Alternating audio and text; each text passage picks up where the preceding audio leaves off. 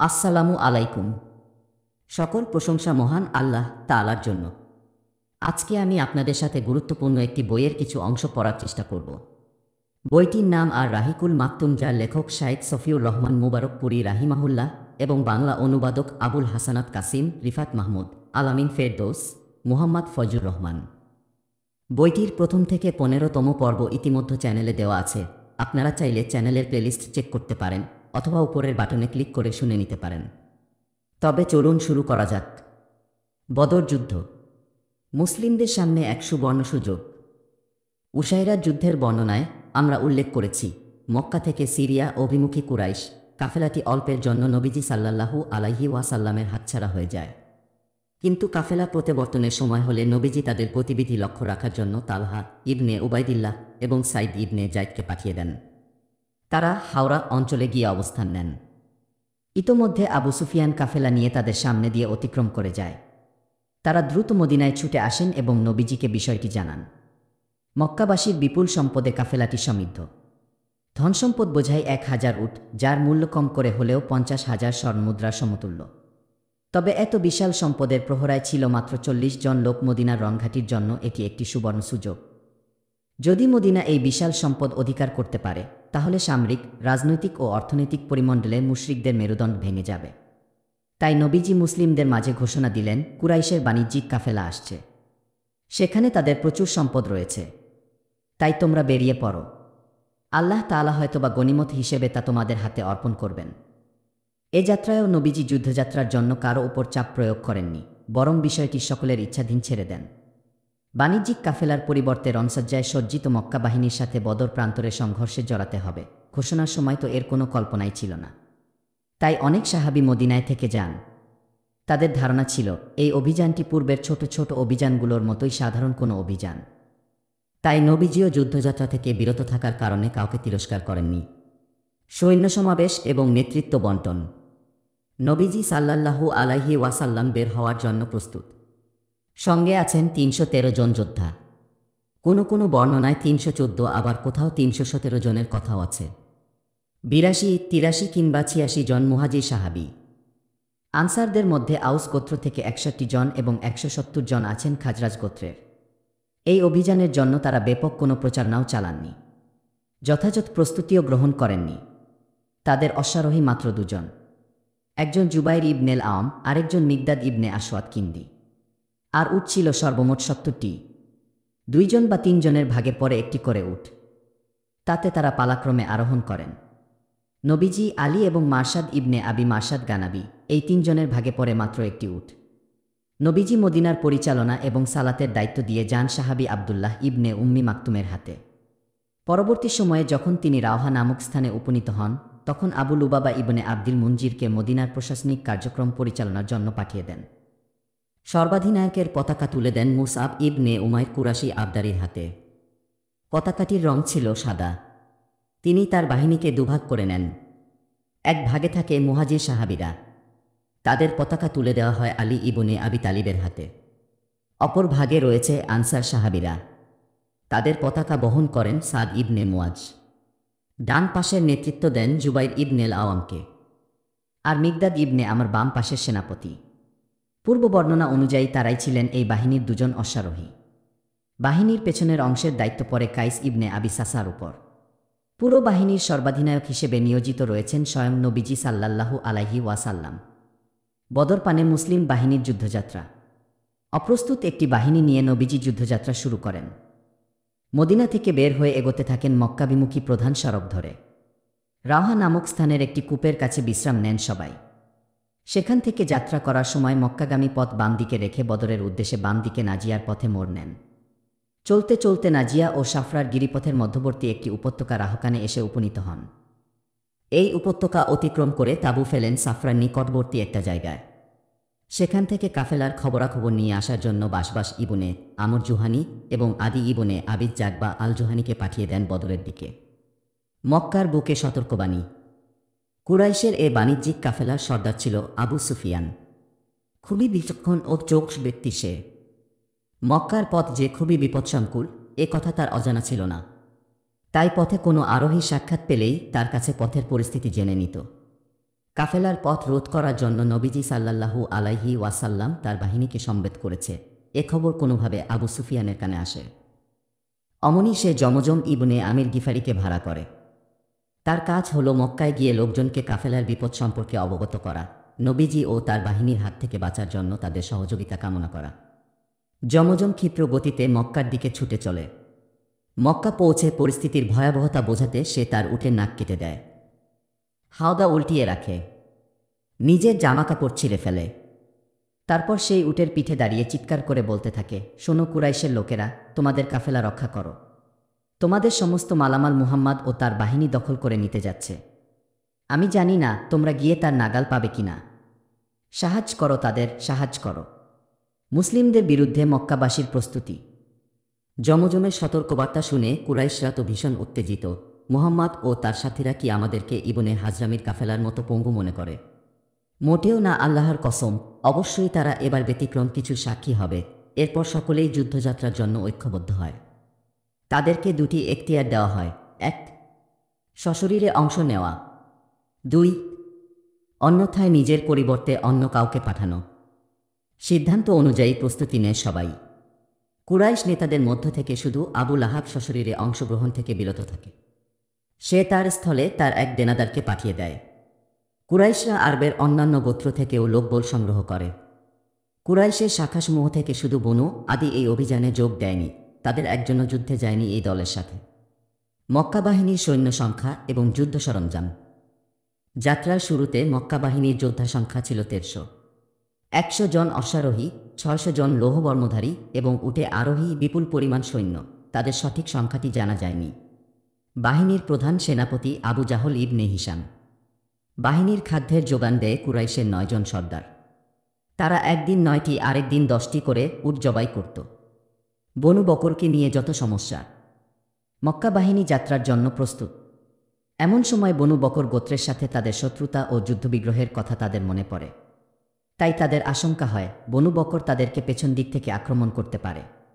এই আশঙ্কা সত্য হলে তারা পরে যাবে উভয় সংকটে। এ কথা ভেবে তারা যখন যাত্রা অব্যাহতির সিদ্ধান্ত নিতে যাবে, ঠিক সেই মুহূর্তে বনু কিনানার সর্দার সুরাকা ইবনে মালিক ইবনি জুসুম মুদলিজির বেশ ধরে তাদের কাছে হাজির হয় ইবলিস।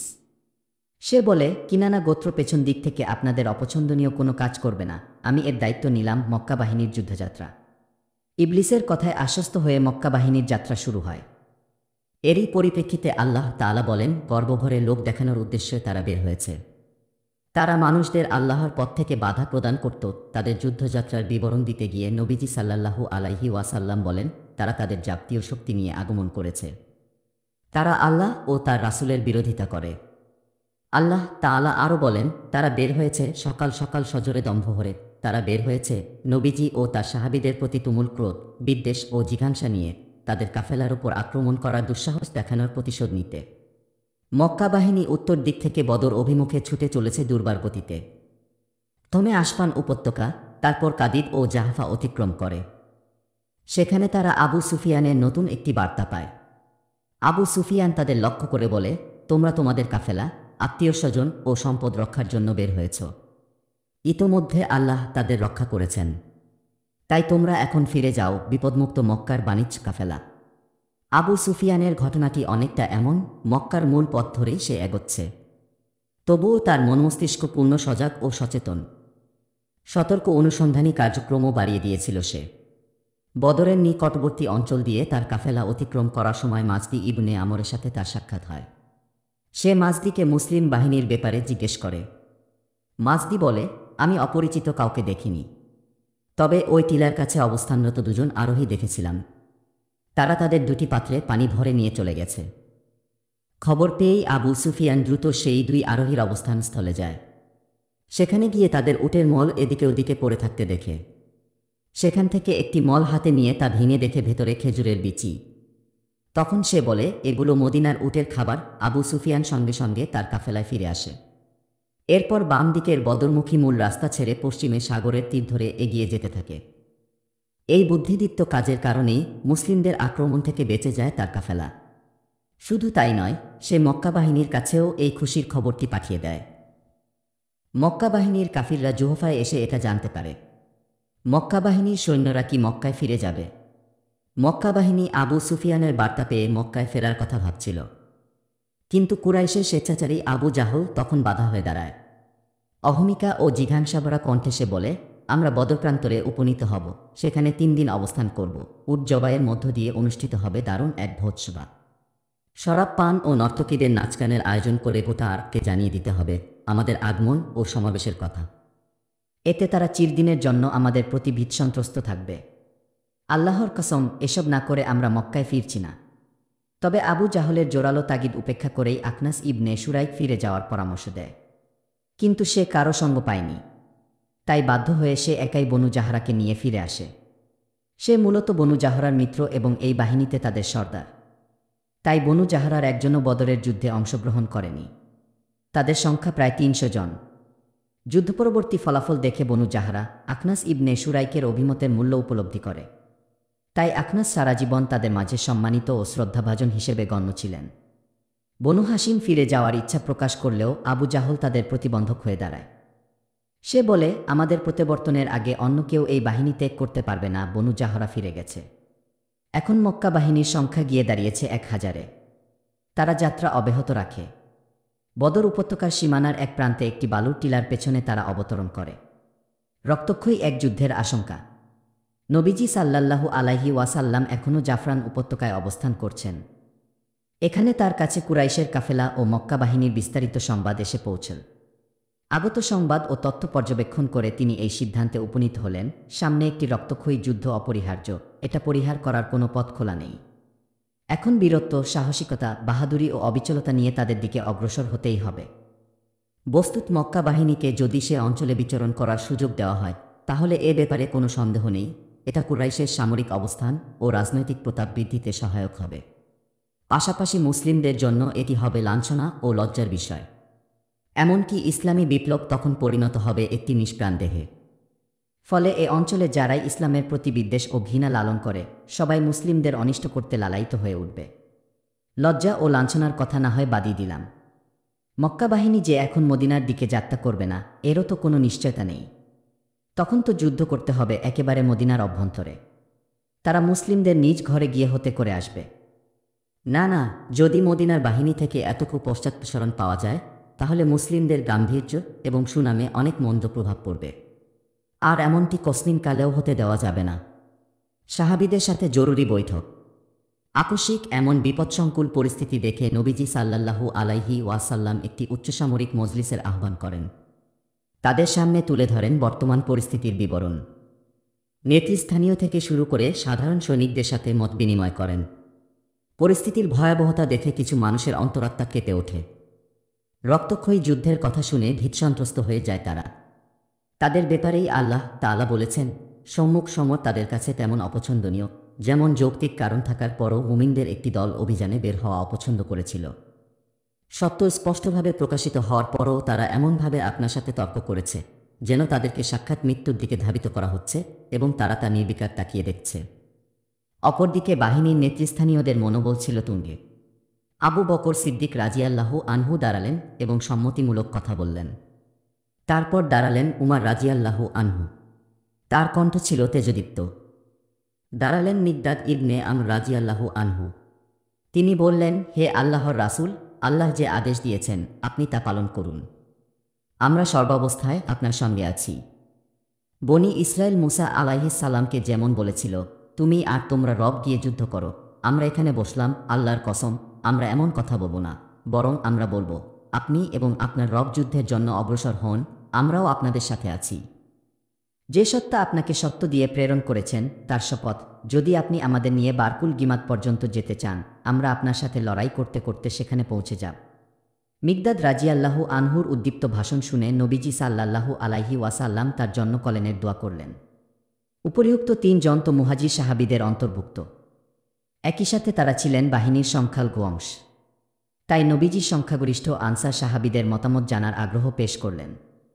যেহেতু তারা সংখ্যাগরিষ্ঠ, তাই যুদ্ধের মূল চাপ তাদেরই সামলাতে হবে। উপরন্তু আকাবার চুক্তিতে দেশের বাইরে গিয়ে যুদ্ধের কথার উল্লেখ ছিল না। তাই মুহাজির সাহাবীদের কথা শুনে আনসারদের লক্ষ্য করে নবীজি বলেন, এবার তোমরা আমাকে পরামর্শ দাও। আনসার নেতা এবং তাদের পতাকাবাহী সাদ ইবনে মুয়াজ বিষয়টি উপলব্ধি করলেন। তাই তিনি বললেন, হে আল্লাহর রাসূল, আপনি কি আমাদের মতামত জানতে চাইছেন? নবীজি বললেন, হ্যাঁ। সাদ বললেন, আমরা আপনার প্রতি ঈমান এনেছি, আপনাকে সাতেয়ন করেছি। আমরা সাক্ষ্য দিয়েছি আপনি যে দাওয়াত নিয়ে এসেছেন তা সত্য। আপনার আনুগত্য ও বাধ্যতার ওপর আমরা প্রতিশ্রুতিবদ্ধ। তাই আপনি যা ইচ্ছা করুন। ওই সত্তার শপথ যিনি আপনাকে সত্য রাসূল হিসেবে পাঠিয়েছেন, যদি আপনি আমাদের নিয়ে সমুদ্রে গিয়ে ঝাঁপিয়ে পড়েন, আমরাও অবশ্যই আপনার সাথে ঝাঁপিয়ে পড়ব। আমাদের একজনও পিছিয়ে থাকবে না। আগামীকাল শত্রুর মুখোমুখি হতেও আমাদের কোনো আপত্তি নেই। আমরা যুদ্ধে ধৈর্য ধারণ করব। যুদ্ধের ব্যাপারে আমরা নির্ভীক। আশা করি আল্লাহ আমাদের দিয়ে এমন কিছু আপনাকে দেখাবেন যা আপনার চক্ষু শীতল করে দেবে। আর তাই আল্লাহর ওপর ভরসা করে আপনি আমাদের নিয়ে অগ্রসর হন। অন্য এক বর্ণনায় আছে, সাদ ইবনে মুয়াজ রাজিয়াল্লাহু আনহু নবীজি সাল্লাল্লাহু আলাইহি ওয়াসাল্লামকে বলেছিলেন, আপনার হয়তো আশঙ্কা যে আনসাররা শুধু তাদের দেশে আপনাকে সহযোগিতা করাকে নিজেদের দায়িত্ব মনে করে। আমি আনসারদের পক্ষ থেকে বলছি, তাদের পক্ষ থেকে উত্তর দিচ্ছি, আপনি যেখানে ইচ্ছা সেখানে যান, যার রশি ইচ্ছা জোড়া লাগান, যারটি ইচ্ছা কেটে দিন। আমাদের সম্পদ থেকে যা খুশি নিয়ে নিন, যা খুশি আমাদের দিন। আপনি আমাদের থেকে যা নেবেন তা আমাদের কাছে ছেড়ে দেওয়া জিনিস থেকে বেশি পছন্দনীয়। যে কোনো বিষয়ে আপনি যে আদেশ দেবেন, আমাদের কথা আপনার আদেশের অনুগামী হবে। আল্লাহর কসম, যদি আপনি চলতে চলতে গামদানের আগ্নেয়গিরিতে পৌঁছে যান, তাহলে আমরাও আপনার সাথে সেখানে চলে যাব। আল্লাহর কসম, যদি আপনি আমাদের নিয়ে সমুদ্রে ঝাঁপ দেন, তাহলে আমরাও অবশ্যই আপনার সাথে ঝাঁপ দেব। সাদ রাজিয়াল্লাহু আনহুর এমন ঈমানদীপ্ত কথা শুনে নবীজি সাল্লাল্লাহু আলাইহি ওয়াসাল্লাম যার পর্নায় খুশি হলেন। তারপর বললেন, তোমরা এগিয়ে যেতে থাকো আর সুসংবাদ গ্রহণ করো। আল্লাহ তাআলা আমাকে দুই দলের একটির প্রতিশ্রুতি দিয়েছেন। আল্লাহর কসম, আমি যেন এখনই তাদের বদ্ধভূমি চোখের সামনে দেখতে পাচ্ছি। আনসার সাহাবীদের মতামত নিয়ে নবীজি জাফরান থেকে যাত্রা করলেন। আশাফি নামক সরু পথ বেয়ে চলতে চলতে অবতরণ করলেন দিয়াত অঞ্চলে। ডান দিকে হিনান নামক ঘন বালুর স্তূপ রেখে বদরের উপকণ্ঠে এসে তাঁবু ফেললেন। তথ্য জানতে নবীজির বুদ্ধিদীপ্ত কৌশল। নবীজি তার একান্ত বন্ধু আবু বকর সিদ্দিককে নিয়ে মক্কা বাহিনীর খবরাখবর অনুসন্ধানে বেরিয়ে পড়লেন। আরবের এক বৃদ্ধের সাথে তাদের সাক্ষাৎ হল। নবীজি তার কাছে কুরাইশ এবং মুসলিম বাহিনীর অবস্থান ও অন্যান্য তথ্য জানতে চাইলেন। উভয় বাহিনী সম্পর্কে জিজ্ঞেস করলেন যেন তাদের গোপনীয়তা অক্ষুণ্ণ থাকে। কিন্তু বৃদ্ধ বলল, তোমরা তোমাদের পরিচয় না দিলে আমি এ সংবাদ তোমাদের দেব না। নবীজি বললেন, আগে আপনি বলুন, তাহলে আমরাও আমাদের পরিচয় দেব। বৃদ্ধ বলল, আচ্ছা, তাহলে একটার পরিবর্তে আরেকটা? নবীজি বললেন, হ্যাঁ। বৃদ্ধ বলল, আমি সংবাদ পেয়েছি মুহাম্মদ তার বাহিনী নিয়ে অমুক দিন বের হয়েছে। যদি সংবাদদাতা সত্য বলে থাকে, তাহলে তারা এখন অমুক স্থানে অবস্থান করছে। বৃদ্ধ মুসলিম বাহিনীর বর্তমান স্থানের কথাই বলল। আমি এও শুনেছি কুরাইশ তাদের বাহিনী সমেত অমুক দিন বের হয়েছিল। যদি আমার শ্রুতি সঠিক হয়ে থাকে, তাহলে তারা আজ অমুক স্থানে আছে। বৃদ্ধ আশ্চর্যজনকভাবে মক্কা বাহিনীর বর্তমান অবস্থানের কথাই বলে দিল। কথা শেষ করে বৃদ্ধ বলল, এখন বলো তোমরা কোত্থেকে এসেছ? নবীজি তাকে বললেন, আমরা পানি থেকে এসেছি। এ কথা বলেই নবীজি পথ চলা শুরু করলেন। বৃদ্ধ নবীজির কথার মর্ম বুঝতে না পেরে বিড়বিড় করে বলতে লাগল, কোনো পানি থেকে? ইরাকের পানি নাকি? গোলামের মুখে গোপন খবর। ওই দিন সন্ধ্যায় নবীজি শত্রুবাহিনীর কার্যকলাপ সম্পর্কে অবগতির জন্য নতুন করে একদল গুপ্তচর পাঠালেন। তারা ছিলেন তিনজন মুহাজির সাহাবী, আলী ইবনে আবি তালিব, জুবাইর ইবনেল আওয়াম এবং সাদ ইবনে আবি ওয়াক্কাস রাজিয়াল্লাহু আনহুম। তারা বদরকূপের কাছে গিয়ে মক্কা বাহিনীর পানির দায়িত্বে নিযুক্ত দুজন গোলামকে দেখতে পেলেন। সাথে সাথে তাদের বন্দী করে নবীজির কাছে নিয়ে এলেন। নবীজি তখন সালাত আদায় করছিলেন। এই ফাঁকে সকলে মিলে তাদের দুজনকে জেরা করলে তারা বলল, আমরা কুরাইশের গোলাম। তারা আমাদের পানি নেওয়ার জন্য পাঠিয়েছে। সাহাবীদের আশা ছিল তারা আবু সুফিয়ানের গোলাম হবে। তাই গোলামোদ্দয়ের উত্তর তাদের মনপুত হল না। কেননা সাহাবীদের অন্তরে এখনও বাণিজ্যিক কাফেলার পথ রোধ করার ক্ষীণ আশা জ্বলজ্বল করছে। তাই তারা তাদেরকে বেদম প্রহার করলেন। প্রহারের চোটে গোলামোদয় বলতে বাধ্য হল, তারা আবু সুফিয়ানের গোলাম। এটা শোনার পর সাহাবীরা থামলেন। এদিকে নবীজি সালাত শেষ করে সাহাবীদেরকে নিন্দা সুরে বললেন, তারা যখন তোমাদের সত্য বলল, তখন তোমরা তাদের প্রহার করলে, আর যখন মিথ্যা বলল, তোমরা তাদের ছেড়ে দিলে। তারা অবশ্যই সত্য বলেছে যে তারা কুরাইশের দায়িত্বে নিয়োজিত গোলাম। তারপর নবীজি গোলামোদ্দয়কে লক্ষ্য করে বললেন, আমাকে কুরাইশের সংবাদ দাও। তারা বলল, তারা বদরের শেষ প্রান্তে টিলার পেছনে অবস্থান গ্রহণ করেছে। নবীজি জানতে চাইলেন তাদের সংখ্যা কেমন। তারা বলল, অনেক বেশি। পুনরায় জানতে চাইলেন তাদের প্রস্তুতি কেমন। তারা বলল, জানি না। নবীজি জিজ্ঞেস করলেন, প্রতিদিন তারা কয়টি করে উট জবাই করে? তারা বলল, একদিন 9টি, আরেকদিন 10টি। নবীজি আন্দাজ করে বললেন, তাহলে তারা 900 থেকে 1000-এর মতো হবে। নবীজি তারপর তাদের জিজ্ঞেস করলেন, তাদের মধ্যে কুরাইশের সর্দার কে কে আছে? তারা বলল, রবিয়ার 2 ছেলে উতবা ও সাইবা, আবুল বাক্তারি ইবনে হিশাম, হাকিম ইবনে হিজাম, নাফাল ইবনে খুয়াইলিদ, হারিস ইবনে আমির, তুমায়া ইবনে আদি, নজর ইবনেল হারিস, জামা ইবনেল আসওয়াদ, আবু জাহল ইবনে হিশাম, উমাইয়া ইবনে খালফ সহ আরও অনেকে। নবীজি তাদের নাম শুনে সাহাবীদেরকে সম্বোধন করে বললেন, এই দেখো, মক্কা তার শ্রেষ্ঠ বীরসেনাগুলোকে তোমাদের সামনে ছেড়ে দিয়েছে রহমতের বৃষ্টিধারা, আনন্দের ফল্গুধারা। আল্লাহ তাআলা সেই রাতে মুষলধারে বৃষ্টি বর্ষণ করলেন। মুশরিকদের জন্য এটা এক প্রবল সমস্যার সৃষ্টি করে। তাদের অগ্রযাত্রা মারাত্মকভাবে বিঘ্নিত হয়। অন্যদিকে মুসলিমদের জন্য এটা কেবল রহমতের বারিধারা নয়, বরং আনন্দের এক অবিরাম ফল্গুধারা। আল্লাহ তাআলা এই বৃষ্টি বর্ষণের মাধ্যমে তাদের পরিচ্ছন্ন করলেন। তাদের অন্তর থেকে শয়তানের কুমন্ত্রণা দূর করে দিলেন। শুধু তাই নয়, বৃষ্টির কারণে মুসলিমদের ভূমি মসৃণ হয়ে গেল। শক্ত হল বালুরাশি। মুসলিমদের আত্মবিশ্বাস বেড়ে গেল অনেক বেশি। সাথে তাদের অন্তরও প্রশান্ত হল। যুদ্ধ মানেই বুদ্ধির খেলা।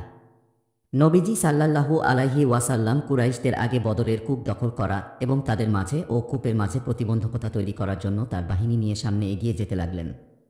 চলতে চলতে রাতের বেলা বদরের সবচেয়ে নিকটবর্তী কূপের কাছে গিয়ে তাঁবু গাড়লেন তারা।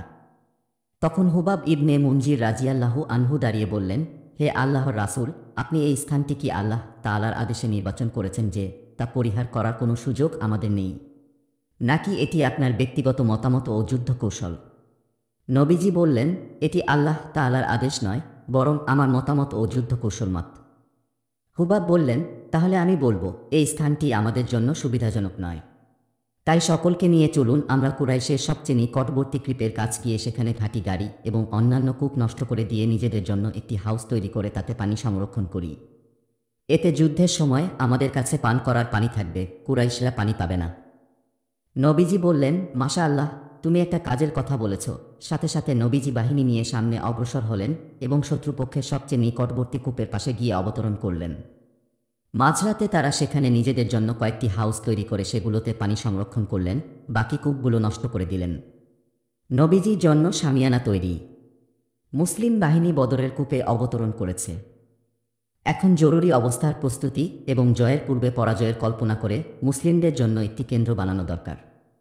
সাদ ইবনে মুআজ রাজিয়াল্লাহু আনহু এই পরামর্শ নিয়েই নবীজি সাল্লাল্লাহু আলাইহি ওয়াসাল্লামের কাছে এসে বললেন, হে আল্লাহর রাসূল, আমরা আপনার জন্য একটি শামিয়ানা তৈরি করে তার পাশে আপনার বাহন প্রস্তুত রাখতে চাই। তারপর যাব শত্রুদের মুখোমুখি হতে। যদি আল্লাহ আমাদের সম্মানিত করেন এবং আমাদেরকে শত্রুর উপর বিজয় দান করেন, তাহলে তো এটা আমাদের মনস্কামনা। আর যদি ভিন্ন কিছু হয়, তাহলে আপনি সাথে সাথে আপনার বাহনে চড়ে বসবেন এবং আমাদের বাকি লোকদের সাথে মিলিত হবেন। হে আল্লাহর রাসূল, আসলে মদিনায় এমন অনেক লোক রয়ে গেছে যারা আপনাকে আমাদের চেয়েও বেশি ভালোবাসে। তারা যদি জানত আপনি এখানে যুদ্ধ করবেন, তাহলে কোসমিনকালেও পিছিয়ে থাকত না। আপনি তাদের কাছে চলে গেলে আল্লাহ তাআলা তাদের মাধ্যমে আপনাকে হেফাজত করবেন। তারা আপনার হিতাকাঙ্ক্ষী হবে এবং আপনার সাথে জিহাদ করবে। নবীজি সাদের কথা শুনে দিলখোলা প্রশংসা করলেন। তার জন্য কলেনের দোয়া করলেন।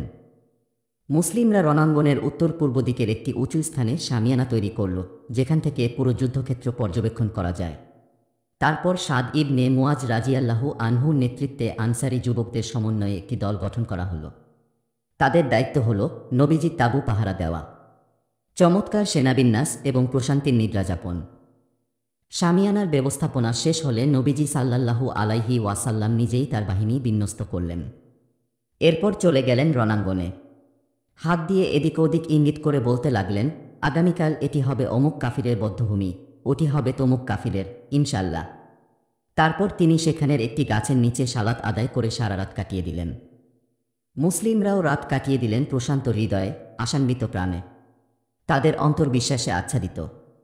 নিশ্চিন্ত মনে তারা তলিয়ে গেছেন ঘুমের অতলে। প্রভাতকিরণে তারা তাদের রবের সুসংবাদ বার্তার কামনায় বিভোর। তাদের অবস্থার বিবরণ দিয়ে আল্লাহ তাআলা বলেন, স্মরণ করুন যখন তিনি তার পক্ষ থেকে প্রশান্তি দেওয়ার জন্য তোমাদেরকে তন্দ্রাচ্ছন্ন করেছিলেন, সেই সাথে তোমাদেরকে পবিত্র করার জন্য, তোমাদের থেকে শয়তানের অপবিত্রতা দূর করার জন্য, তোমাদের অন্তর শক্ত করার জন্য এবং তোমাদের পা সুদৃঢ় করার জন্য আকাশ থেকে তোমাদের উপর বৃষ্টি বর্ষণ করেছিলেন। এ রাতটি ছিল জুমার রাত, দ্বিতীয় হিজরির রামাদান মাসের 17 তারিখ। নবীজি এ মাসেরই 8 কিংবা 12 তারিখে বের হয়েছিলেন। মক্কা বাহিনীর ভেতর দ্বন্দ্ববকল। কুরাইশ বাহিনী রাত কাটিয়ে দিল তাদের ঘাঁটিতে উদওয়াতুল কুসওয়ায়। সকালবেলা তারা বিন্যস্ত হয়ে টিলা থেকে বদর উপত্যকায় নেমে এল। তাদের কয়েকজন মানুষ পানি পান করার জন্য নবীজি সাল্লাল্লাহু আলাইহি ওয়াসাল্লামের হাউজে এলে তিনি সাহাবীদের বললেন, তাদের বাধা দিও না, পানি পান করতে দাও। সেদিন যারা সেখান থেকে পানি পান করেছিল তাদের মধ্যে হাকিম ইবনে হিজাম ছাড়া বাকি সবাই নিহত হয়েছিল। হাকিম ইবনে হিজাম পরবর্তীকালে ইসলাম গ্রহণ করেন এবং আজীবন দিনের ওপর অবিচল থাকেন। তাই তিনি যখনই কোনো কঠিন পণ করতেন তখন এভাবে বলতেন, ওই সত্তার কসম যিনি আমাদের বদরের দিন বাঁচিয়েছেন। মুসলিম বাহিনীর অবস্থান নিশ্চিত হওয়ার পর কুরাইশরা মুসলিম বাহিনীর সৈন্য ও যুদ্ধ প্রস্তুতি পরখ করার জন্য পাঠিয়ে দিল উমাইর ইবনে ওয়াহাব জুমাহিকে। উমাইর তার ঘোড়া নিয়ে মুসলিম ঘাঁটির চারদিক প্রদক্ষিণ করে কুরাইশদের কাছে ফিরে গিয়ে বলল, মুসলিম বাহিনীর সংখ্যা আনুমানিক 300 হবে। এছাড়া তাদের কোনো সহযোগী বাহিনী কিংবা ফাঁদ আছে কিনা তা জানতে হলে আমাকে আরও একটু সময় দিতে হবে। উমাইর সময় নিয়ে পুরো উপত্যকা ঘুরে কোনো বাহিনী দেখতে পেল না। কুরাইশদের কাছে ফিরে এসে সে বলল, এছাড়া তাদের আর কোনো বাহিনী আমার দৃষ্টিগোচর হয়নি। তবে হে কুরাইশ সম্প্রদায়, আমি দেখে এসেছি মৃত্যুমুখী ভীষণ বিপদ। ইয়াসরিবের উটগুলো মৃত্যুর পরোয়ানা বহন করছে। তারা এমন এক দল, তরবারি ব্যতীত তাদের কোনো অস্ত্র নেই, তরবারিই তাদের একমাত্র অবলম্বন। আল্লাহর কসম, আমার মনে হচ্ছে তাদের একজন লোক যদি নিহত হয় তাহলে তোমাদেরও একজনকে হতে করে ছাড়বে। যদি তোমাদের বিশিষ্ট লোকদের তারা হতে করেই ফেলে তাহলে এর পরে আর বেঁচে থেকে কী লাভ? তাই আবার ভেবে দেখা সমীচীন। আবু জাহল তখনও যুদ্ধের জন্য অনড়। উমাইরের কথা শুনে যুদ্ধ ছেড়ে মক্কায় ফিরে যাওয়ার গুঞ্জন উঠল আবার। এজন্য হাকিম ইবনে হিজাম দৌড়াদৌড়ি করতে লাগল সবার আগে। উতবা ইবনে রবিয়ার কাছে এসে বলল, হে আবুল ওয়ালিদ, আপনি কুরাইশের নেতা, সর্দার ও মান্যবর একজন মানুষ। আপনি কি এমন একটি ভালো কাজ করবেন যার কারণে চিরদিনের জন্য স্মরণীয় হয়ে থাকবেন? সে বলল, হাকিম, সেটা কি? হাকিম বলল, আপনি সকলকে নিয়ে ফিরে যাবেন এবং নাখলার যুদ্ধে নিহত আপনার মিত্র আমর ইবনে হাজরামির বিষয়টি নিজে নিয়ন্ত্রণ করবেন। উতবা বলল, ঠিক আছে, আমি এমনটিই করব। তুমি এ ব্যাপারে নিশ্চিত থাকো। সে আমার মিত্র। তার মৃত্যুপণ এবং তার নষ্ট হওয়া মালের দায়িত্ব আমার ঘাড়ে নিয়ে নিচ্ছি। উতবা এরপর হাকিমকে বলল, তুমি এখন হানজালিয়ার পুত্রের কাছে যাও। হানজালিয়া আবু জাহলের মায়ের নাম। আমি আশঙ্কা করছি এ ব্যাপারে সে ছাড়া অন্য কেউ বিরোধিতা করবে না। তারপর উতবা ইবনে রবিয়া সকলকে ডেকে বলল, শোনো কুরাইশ সম্প্রদায়, মুহাম্মদ ও তার সাথীদের সাথে যুদ্ধ করে তোমাদের কী লাভ? যদি তোমরা লড়াই করতে যাও তাহলে তোমাদের এক একজনের দৃষ্টি পড়বে এমন এক একজনের চেহারার ওপর যাকে বিপক্ষের দলে দেখতে তোমাদের ভালো লাগবে না। এই যুদ্ধে চাচাতো ভাই কিংবা মামাতো ভাই অথবা বংশীয় কারো সাথেই যুদ্ধ করতে হবে। তাই ভালো হয় তোমরা সবাই ফিরে চলো। মুহাম্মদকে ছেড়ে দাও অন্য সমস্ত আরবের হাতে। যদি তারা মুহাম্মদকে আক্রান্ত করতে পারে তাহলে তো তোমাদের মনস্কামনাই পূর্ণ হলো। আর যদি ভিন্ন কিছু হয় তাহলে মুহাম্মদ ভাববে তোমরা তার ক্ষতি করতে চেয়েও করনি। এদিকে উতবার কথামতো হাকিম ইবনে হিজাম চলে গেল আবু জাহলের কাছে। সে তখন বর্ম প্রস্তুত করছিল। হাকিমের কাছ থেকে উতবার কথাগুলো শুনে আবু জাহল বলল, আমি নিশ্চিত মুহাম্মদ ও তার সাথীদের দেখে সে ভয়ে চুপসে গেছে। আল্লাহ আমাদের ও মুহাম্মদের মাঝে চূড়ান্ত নিষ্পত্তি না করা পর্যন্ত আমরা কোথাও যাচ্ছি না। তাই উতবার কথায় ফিরে যাওয়ার তো প্রশ্নই ওঠে না। নিশ্চয়ই সে মুহাম্মদ ও তার লোকদের প্রচুর পরিমাণে গোশত খেতে দেখেছে, আর এ কারণেই সে এখন তাদের দৈহিক শক্তিকে ভয় পাচ্ছে। তাছাড়া তার ছেলেও তো মুহাম্মদের দলে। সে আমাদের হাতে নিহত হোক এটা তো উতবা কখনোই চাইবে না। এখানে বলে রাখা ভালো, উতবার ছেলের নাম আবু হুজাইফা। তিনি অনেক আগেই ইসলাম গ্রহণ করেছেন এবং নবীজির সাথে হিজরতও করেছেন। ওদিকে আবু জাহলের মন্তব্য শুনে উতবা ভীষণ ক্ষিপ্ত হয়ে গেল। রাগে গজরাতে গজরাতে বলল, সেই বায়ুত্যাগকারীকে বলে দিও কে ভয়ে চুপসে গেছে তা সবাই খুব শীঘ্রই জানতে পারবে। নিজেদের ভেতর এই বিরোধ যেন প্রকট আকার ধারণ করতে না পারে, তাই আবু জাহল কার্যকরী একটি উদ্যোগ গ্রহণ করল। কথোপকথন শেষ হওয়ার সাথে সাথে সে লোক পাঠাল আমির ইবনে হাজরামির কাছে। আমির হচ্ছে আবদুল্লাহ ইবনে জাহাসের অভিযানে নিহত আমর ইবনে হাজরামির ভাই। তাকে বলা হলো, তোমাদের মিত্র উতবা এখন সবাইকে নিয়ে ফিরে যেতে চায়। আমি তোমার চোখে প্রতিশোধের আগুন দেখতে পাচ্ছি। তাই ওঠো, তোমার ভাই হতে এবং তোমার নিপীড়নের কথা সকলের সামনে ব্যক্ত করো। আমির উঠে দাঁড়াল। শরীরের কাপড় চিরে ভাইয়ের কথা স্মরণে চিৎকার করে বলতে লাগল, হায় আমর, হায় আমার। আমিরের চিৎকার শুনে তখন সকলে গর্জে উঠল। যে অনিষ্টের জন্য তারা এসেছে তার উপর সকলে একমত হয়ে গেল। উতবার আহ্বানের কথা সবাই ছুঁড়ে ফেলল। এভাবেই বিবেক পরাজিত হয় আবেগের সামনে। যুদ্ধে বিরোধিতার যে দানা বাঁধতে শুরু করেছিল তা মাঠেই মারা যায়। দুই পক্ষের মুখোমুখি অবস্থান মুশরিকরা রণাঙ্গনে বেরিয়ে পড়ল। উভয় বাহিনী দূর থেকে পরস্পরকে দেখতে পাচ্ছে। নবীজি সাল্লাল্লাহু আলাইহি ওয়াসাল্লাম প্রার্থনা করতে লাগলেন, হে আল্লাহ, ওই যে কুরাইশ বাহিনী সদম্ভে তাদের অশ্ববাহিনী নিয়ে এসেছে, তারা আপনার বিরোধিতা করে এবং নবীজিকে মিথ্যা প্রতিপন্ন করে। হে আল্লাহ, আমাকে যে বিজয়ের প্রতিশ্রুতি দিয়েছেন তা পূরণ করুন। হে আল্লাহ, আজ আপনি তাদের মেরুদণ্ড ভেঙে দিন। নবীজি দূর থেকে উতবা ইবনে আবি রবিয়াকে দেখলেন একটি লাল উটের উপর আরোহিত। তখন তিনি বললেন, যদি তাদের কারো মাঝে কলেন থেকে থাকে তাহলে তা লাল উটারোহীর কাছে আছে। তারা তার অনুসরণ করলে সুমতি পাবে। এরপর তিনি মুসলিম বাহিনীকে যুদ্ধের জন্য কাতারবন্দি করে দিলেন। যখন তিনি বাহিনী বিন্যস্ত করছিলেন তখন ঘটে গেল আশ্চর্য এক ঘটনা। নবীজির হাতে ছিল একটি তীর। তিনি তার সাহায্যে সারিবিন্যাস করছিলেন। এদিকে সাওয়াদ ইবনে গাজিয়া রাজিয়াল্লাহু আনহু কাতার ভেঙে এগিয়ে দাঁড়িয়েছিলেন। নবীজি তীর দ্বারা তার পেটে হালকা খোঁচা দিয়ে বললেন, সাওয়াদ, সোজা হয়ে দাঁড়াও। সাওয়াদ বললেন, হে আল্লাহর রাসূল, আপনি আমাকে ব্যথা দিয়েছেন, এখন আমাকে এর প্রতিশোধ নিতে দিন। তখন নবীজি তার পেট থেকে কাপড় সরিয়ে বললেন, আচ্ছা, প্রতিশোধ নাও। সাওয়াদ নবীজিকে জড়িয়ে ধরে তার পেটে চুমু খেলেন। নবীজি জিজ্ঞেস করলেন, কেন এমন করলে? সাওয়াদ তিনি বললেন, নবীজি, আপনি তো দেখতেই পাচ্ছেন আমরা জীবন মৃত্যুর সন্ধিক্ষণে দাঁড়িয়ে আছি। তাই আমি চাইছিলাম জীবনের শেষ সাক্ষাতে আপনার একটু পরশ নিয়ে যাই। তার ব্যাখ্যা শুনে নবীজি তার জন্য কলেনের দোয়া করলেন। কাতার বিন্যাসের কাজ শেষ। নবীজি সবাইকে সতর্ক করে বললেন, তার চূড়ান্ত আদেশ পাওয়ার আগে যেন কেউ যুদ্ধ শুরু না করে। তারপর তাদেরকে যুদ্ধ বিষয়ক বিশেষ কিছু নির্দেশনা দিলেন। বললেন, শত্রুপক্ষ যখন একযোগে তোমাদের দিকে আসবে তখন তোমরা তীর ব্যবহার করবে। তোমরা তোমাদের তীরগুলো বাঁচানোর চেষ্টা করবে। তারা তোমাদের ঘিরে ফেলার আগ পর্যন্ত তোমরা কেউ তরবারি কোষমুক্ত করবে না। এরপর তিনি তার একান্ত সঙ্গী আবু বকর রাজিয়াল্লাহু আনহুকে নিয়ে তাঁবুতে চলে গেলেন।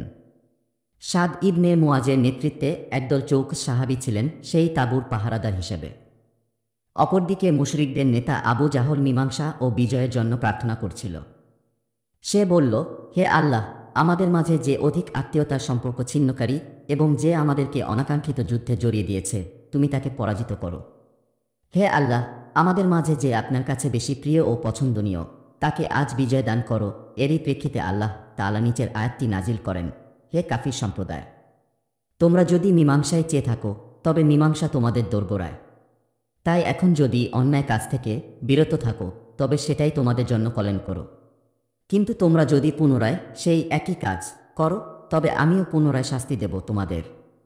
তখন তোমাদের দল সংখ্যায় বেশি হলেও তোমাদের কোনো কাজে আসবে না। জেনে রেখো, আল্লাহ মুমিনদের সঙ্গে আছেন। সুপ্রিয় শ্রোতা মণ্ডলী, ১৬তম পর্বের ভিডিও আজকের মতো এখানেই শেষ করছি। ১৭তম পর্বটি শুনতে আমাদের চ্যানেল ভিজিট করুন। ধন্যবাদ আমাদের পাশে থাকার জন্য।